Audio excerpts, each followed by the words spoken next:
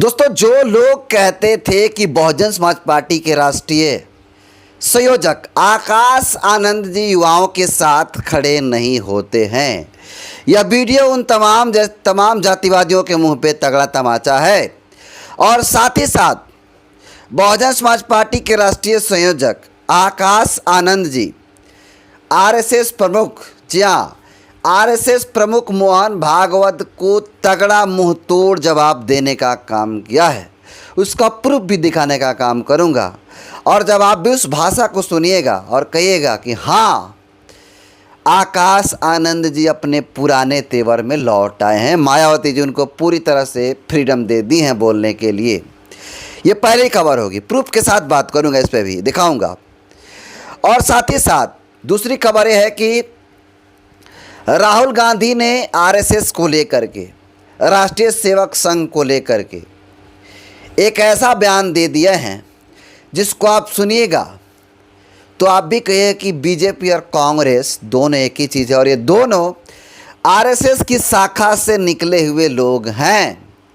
आज के इस वीडियो में मैं वीडियो भी दिखाने का काम करूंगा जिसमें राहुल गांधी ये बयान देते हुए नज़र आए हैं कि आरएसएस को हमको बचाना है। इन दोनों खबरों पे चर्चा करूं, प्रूफ के साथ बात करूं, दिखाऊं, उससे पहले चैनल पर आए नए दर्शकों को अपना परिचय दे देता हूं। नमस्कार, मेरा नाम हरेंद्र बसंत है और आप देखना शुरू कर चुके हैं धम्मा भारत टीवी। दोस्तों, इस धम्मा भारत टीवी पे मैं लगातार खबरों को एनालिसिस नहीं कर पा रहा हूं।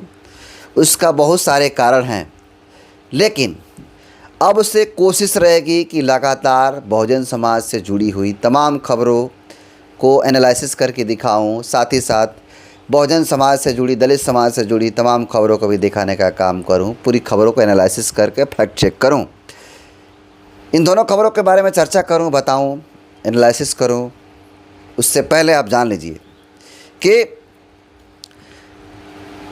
जब दिल्ली के अंदर, दिल्ली के जंतर मंतर पर सीजेपी के द्वारा प्रोटेस्ट किए जा रहे थे, उस समय ये सवाल उठाया जा रहा था कि भाई Baspa supremo Mayawati ji CJP protest यानी धर्मेंद्र प्रधान की इस्तीफा को लेकर के, नीट पेपर लीक के मामले को लेकर के मायावती जी ने कोई टिप्पणी नहीं किया। हालांकि बाद में मायावती ने टिप्पणी किया, ट्वीट करके जानकारियाँ देने का काम किया।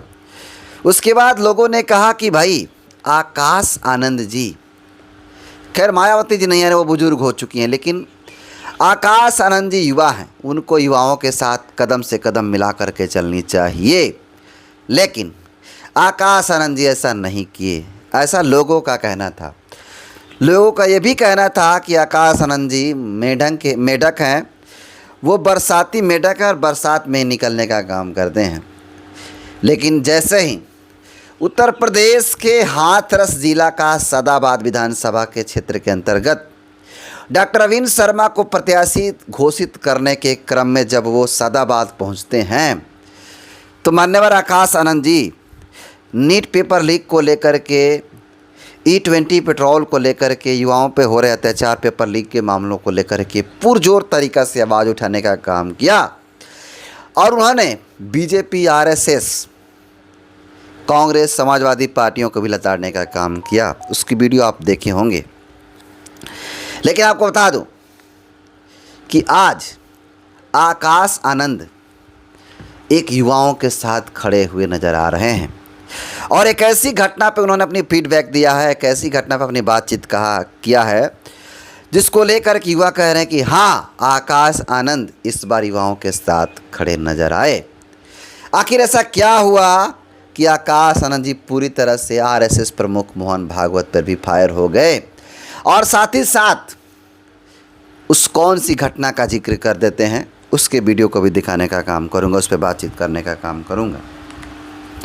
तो खबर यह है कि उत्तर प्रदेश के, आपको बता दूं कि एक सोशल मीडिया पर वीडियो वायरल हुई जिसमें अंकित नाम का एक कैब ड्राइवर, जी हाँ, अंकित नाम के एक कैब ड्राइवर जो रैपिडो नाम की ऐप के ज़रिए, रैपिडो जो कंपनी है उसके ऐप के ज़रिए लोगों को एक जगह से दूसरे जगह जाने के लिए अपने कार, अपने मोटरसाइकिल, जो रैपिडो के माध्यम से एक जगह ट्रांसपोर्ट का काम होता है, उसको करने का काम चमार समाज से आने वाले, दलित समाज से आने वाले अंकित कुमार नाम के एक मैकेनिकल इंजीनियरिंग की पढ़ाई करने वाला लड़का बेरोजगारी में वो कैब चलाता है और अपने गाड़ी को कैब से अटैच करवाता है, रजिस्ट्रेशन करवाता है, उसके बाद काम शुरू कर देता है।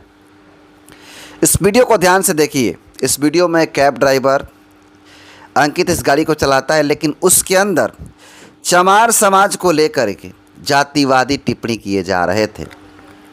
2-4 लोग बैठे थे, वो रेलवे के कर्मचारी थे और अपने ही कर्मचारी, एक सीनियर कर्मचारी की जातिगत टिप्पणी कर रहे थे। तब ये बात बर्दाश्त नहीं होती है।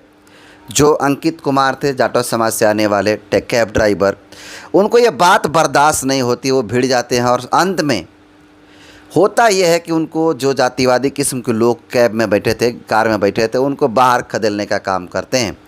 उसके बाद ये सोशल मीडिया पे वीडियो वायरल होती है। वायरल होने के बाद ये वीडियो को रैपिडो के पास जातिवादी लोग भेजते हैं और रैपिडो कंपनी इनको 99 साल 11 महीना के आसपास रैपिडो कंपनी इनको सस्पेंड कर देती है, इनकी रजिस्ट्रेशन को रद्द कर देती है। सोचिए 100 साल। आप कल्पना कर सकते हैं कि जातिवाद को बढ़ावा देने का काम किस तरह से रैपिडो कर रही है। हालांकि रैपिडो की हालत अब पूरी तरह से ख़राब हो गई है, बताऊंगा उसको कैसे। उसके बाद वीडियो और ये खबर आकाश आनंद जी, जो बहुजन समाज पार्टी के राष्ट्रीय संयोजक भी हैं और बसपा सुप्रीमो मायावती जी के इकलौता उत्तराधिकारी भी हैं, आकाश आनंद जी के पास ये वीडियो पहुंचती है। उसके बाद आकाश आनंद जी अपना फीडबैक देते हुए न सिर्फ रैपिडो कंपनी को घेरते हैं और जवाब देते हैं, बल्कि इसके साथ साथ आरक्षण को ख़त्म करने वाले जातिवादी किस्म के लोग, खासकर आरएसएस प्रमुख मोहन भागवत को भी मुंह तोड़ जवाब देने का काम किया है। वीडियो को शेयर करते हुए, द लॉजिकल इंडिया का वीडियो शेयर करते हुए, मेरे पास एक प्रूफ है। वीडियो को शेयर करते हुए आकाश आनंद जी लिखते हैं कि अंकित कुमार का वायरल वीडियो हमारे सिस्टम पर बड़ा सवाल खड़ा करता है। अंकित ने मैकेनिकल इंजीनियरिंग की पढ़ाई की, लेकिन सरकार के पास उनकी योग्यता के मुताबिक नौकरी नहीं मिली। मजबूरी में रैपिडो कैब चलाते हैं। 4 रेलवे कर्मचारी उनकी कैब में बैठकर अपने ही एक दलित सीनियर अफसर के खिलाफ जाति सूचक टिप्पणियां की, तो अंकित ने विरोध किया और उन्हें गाड़ी से उतार दिया। सवाल पूछा कि किसी की काबिलियत पर सवाल है तो नाम लो, पूरी जाति को क्यों बदनाम कर रहे हो? वो अंकित कहता है, जो जातिवादी किस्म के रेलवे कर्मचारी थे। बदले में क्या मिला? रैपिडो ने अंकित का अकाउंट 99 साल 11 महीने के लिए सस्पेंड कर दिया। रैपिडो जैसी कंपनी उस मानसिकता से ग्रसित है जिसे ख़त्म करने के लिए हम 1 सदी से लड़ रहे हैं। अंकित कैब चलाकर परिवार पाल रहा था और जब उसकी रोजी रोटी छीन ली गई सिर्फ इसलिए क्योंकि उसने अपनी गरिमा और अपने समाज के सम्मान के लिए आवाज़ उठाई। आरक्षण खत्म करने पर अपनी राय रखने वाले आरएसएस प्रमुख मोहन भागवत जी को अंकित जैसे करोड़ों दलितों के सवाल का जवाब देना चाहिए। आज़ादी के 80 साल बाद भी जातिवाद की यह मानसिकता समाज में जड़ें जमाई बैठी है, जिसे खत्म करने के लिए आरक्षण जरूरी है, क्योंकि यह आर्थिक सशक्तिकरण का नहीं, सामाजिक परिवर्तन के लिए है। समाज को बदलना होगा, जातिवाद को खत्म करना होगा। आदरणीय बहन कुमारी मायावती जी का साफ संदेश है, संविधान शिल्पी बाबा साहब डॉक्टर भीमराव अंबेडकर जी द्वारा निर्मित संविधान का सम्मान करें और आरक्षण जैसे संवेदनशील मुद्दों पर राजनीति न करें। तो आकाश आनंद जी सीधे शब्दों में कहा कि भाई साहब, कि अंकित कुमार आखिर क्यों बेरोजगार है? आखिर उसके पास रोजगार होता तो उसको कैब चलाने की ज़रूरत नहीं पड़ती, रैपिडो जैसी जातिवादी कंपनियों में काम करने की ज़रूरत नहीं पड़ती। जब उसने स्वाभिमान के साथ समझौता नहीं किया, लड़ गया। सोचिए, ये बात आरएसएस प्रमुख मोहन भागवत को आकाश आनंद ने मुँह तोड़ जवाब देने का काम किया और कहा कि तुम आरक्षण की बात कर रहे हो ख़त्म करने के लिए, तुम ऐसे घटनाओं से सीखो और ऐसे घटनाओं के बारे में अपना जिक्र करो, जवाब दो कि क्या ऐसे लोगों के आरक्षण की ज़रूरत है नहीं। यानी जातिवाद तब तक, आरक्षण तब तक, जब तक जातिवाद होता रहेगा तब तक आरक्षण लागू होना चाहिए, ऐसे आकाश आनंद जी का कहना है। बाकी आकाश आनंद जी के इस फीडबैक को कैसे देखते हैं, चलते हैं दूसरी खबर की तरफ। दूसरी खबर यह है कि मैंने पहले ही कहा कि आरएसएस प्रमुख मोहन भागवत को जवाब दिए, और दूसरी खबर यह था कि राहुल गांधी भी आरएसएस को बचाना चाहते हैं। पहले उनकी वीडियो को दिखाऊंगा, उसके बाद आपको खुद पता चलेगा कि आखिर राहुल गांधी कहना क्या चाहते हैं, क्यों बचाना चाहते हैं, आप साफ समझिएगा। जिस दिन आरएसएस के एक्सप्रेशन को, जिस दिन आरएसएस के सुनिएगा एक्सप्रेशन को देश, जिस दिन आरएसएस के एक्सप्रेशन को देश से खत्म करने की बात शुरू हुई, उस दिन मैं उनकी रक्षा करूंगा, क्योंकि उनका भी एक्सप्रेशन है। हमारा ये नहीं है, हम कह रहे हैं कि भैया सब लोगों का एक्सप्रेशन होना चाहिए। जो आप सुना आपने किस प्रकार से आरएसएस की बचाने की बात कर रहे हैं। राष्ट्रीय नेता हैं, नेशनल लेवल के नेता, प्रतिपक्ष भी हैं लोकसभा में, ये आरएसएस को बचाने की बात कर रहे हैं। ऐसा ये क्यों कह रहे हैं आप सबको पता है, मैं ज़्यादा इस पर डिटेल में बात नहीं करूँगा और आप सब समझ रहे हैं। देखिए, आरएसएस से दोनों ही निकले हैं, वो कांग्रेस पार्टी हो या फिर भारतीय जनता पार्टी है। दोनों ही पार्टियों में कौन लोग बैठे हैं आप सबको पता है। दोनों ही पार्टियों में आरएसएस के लोग ही बैठे हैं। एक वो आरएसएस के लोग जो खुले मंचों से बोलते हैं, एक वो आरएसएस के लोग जो कांग्रेस में हैं वो बोलते नहीं हैं, बल्कि वो इसलिए बैठे हैं चुपचाप क्योंकि ऐसे नहीं तो ऐसे, यानी या तो कांग्रेस सत्ता में रहे केंद्र में, या फिर केंद्र में भारतीय जनता पार्टी रहे। दोनों दलों के जो मेन कमान है वो सवर्णों के ही पास है, ये सीधी सी बात है। यानी तीसरा कोई बहुजनों की पार्टी कोई दूसरा विकल्प के रूप में न आए, इसीलिए ये दोनों लोग सही समय पर सही रणनीति के साथ एक को विपक्ष में और एक को पक्ष में लाने का काम करते हैं। इसीलिए आज से कई साल पहले बहुजन समाज पार्टी के राष्ट्रीय संयोजक आकाश आनंद ने कहा था कि ये इस पूरे देश को दो दलों की जागीर नहीं बनने देंगे।